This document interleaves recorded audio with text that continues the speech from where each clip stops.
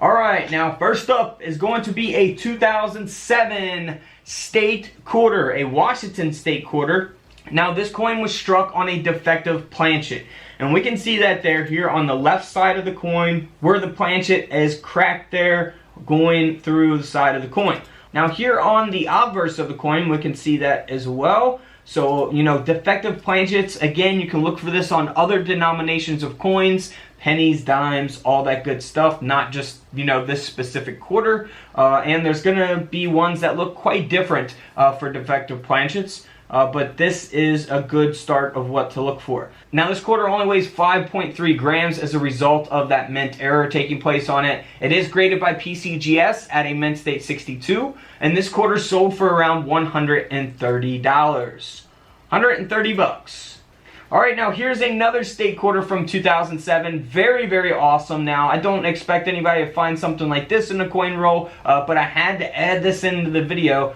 We do have some extreme types of errors and kind of errors that are not so extreme, I guess you could say, in this video. This is a die cap error taking place, a deep die cap on the 2007 state quarter. So pretty much speaks for itself. This error coin here sold for around $1,600. $1,600. Alright, so same thing with this coin. It has a reverse die cap. It's been multi-struck. It's a 2007 D Mint Mark Utah state quarter. And this coin sold for over $500. Now we're sticking to quarters, but we do have a lot more other coins to look for that are pennies and dimes and other coins more than quarters. But this is a 2007 D Mint Mark Wyoming state quarter. We see here on the front of the coin, it looks normal, but here on the reverse, it's got the inner copper layer core that's on the inside of these coins, these Clad coins. So it's missing the outer the Clad layer here on the reverse, the outer layer, which we see here on the front. It has that outer layer, but not here on the reverse. Now this quarter here sold for over $400. Of course, the grade or the condition will always affect its value as well. If this coin was in really, really rough shape and worn down, it probably wouldn't have sold for $400. Now here is a 2007 D Mint Mark. This is a Jefferson nickel that has been double struck and broad struck. So really awesome. Wow, man, this thing has got all kinds of stuff going on here. We got mint state 66, 6 full steps, proof like. Wow. That is pretty awesome, man. So it looks like, you know, it'd be damaged or something, but it's actually a mint error. Now this coin here sold for over $400. Here's a 2007 D Mint Mark, like I say in many of my coin videos, that you can look for off-centers on Lincoln cents, Roosevelt dimes, Jefferson nickels, quarters, half dollars, dollars, all those types of coinage. So this coin here, as a result of that off-center error, sold for over 75 bucks. But I'm pretty sure you could probably get them on eBay a lot cheaper, but this is graded at a mint state 66 red. Now here's a 2007 D Mint Mark. Now this is a Lincoln cent that was struck on a 10-cent planchet. So I've shown these in many of my other videos as well. We got a penny essentially design that was struck on a Roosevelt dime. We can see the dime design as well as the Lincoln cent design. Here on the obverse and the reverse of the coin, we see the outline of Roosevelt's head here on the reverse. And this coin sold for over $600. 600 bucks. Here's another Roosevelt dime from 2007. It is the D Mint Mark. And this one also has a deep reverse die cap taking place on it.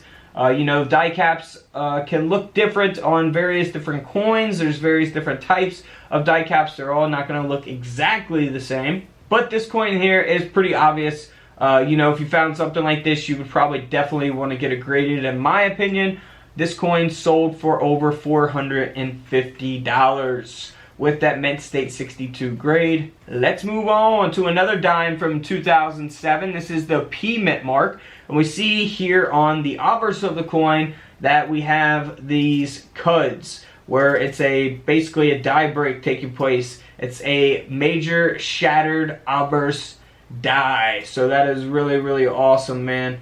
I absolutely love these types of coins. You can look for these again on pennies and all kinds of other different coinage. This dime sold for over $320. Next up is a 2007, back to the state quarters, Montana state quarter here, P mint mark, and it has a die break here on the left side of the coin, and we see that there on the rim of the coin over here by the mountains. So that is really awesome. I believe I've shown this in a previous video as well. This Montana state quarter sold for around 25 bucks. So not worth having graded really in my opinion, but still it's a mint state 65. It's got that nice cud there. I love it, man. 25 bucks. Here's another Roosevelt dime from 2007, D mint mark, special mint set, SMS. It's got that obverse die cap taking place on the coin. And because of that, this Roosevelt dime sold for over $1,000. Here is a 2007 presidential dollar that is featuring John Adams. Now this coin has been struck 7 times. Man, that's just amazing. 7 times. It's 40% off center as well. And it's also missing the edge lettering. So if you turn the coin and look at the side of the coin, the edge of the coin, you would notice that on these presidential dollars they have lettering, but this is missing the lettering. You always want to look out for that. Check out my dollar coin videos for more information on that. This coin here sold for over $3,100. What would you do with turning a dollar into $3,000? Let me know in the comments below. Now here's another dollar coin from 2007. Now here on the front of the coin, you know, we see that it's featuring James Madison. It's got the right color to it. But here on the back, we see like a copper color look to it. And that's because it's missing that outer layer. It's missing the edge lettering as the last coin was as well. So keep that in mind. This dollar coin sold for over $440 as a result of that mint error. So you can actually go to the bank and get tons and tons of rolls of these. I think banks are like loaded with these things, and you can actually search for things like this. Obviously, finding something like this is going to be super rare. That's why they're called rare coins.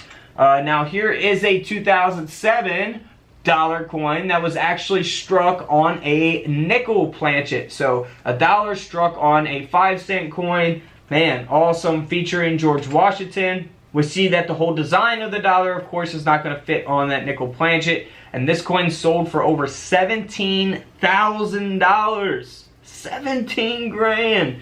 Man, I couldn't imagine having something like that. That would be insane.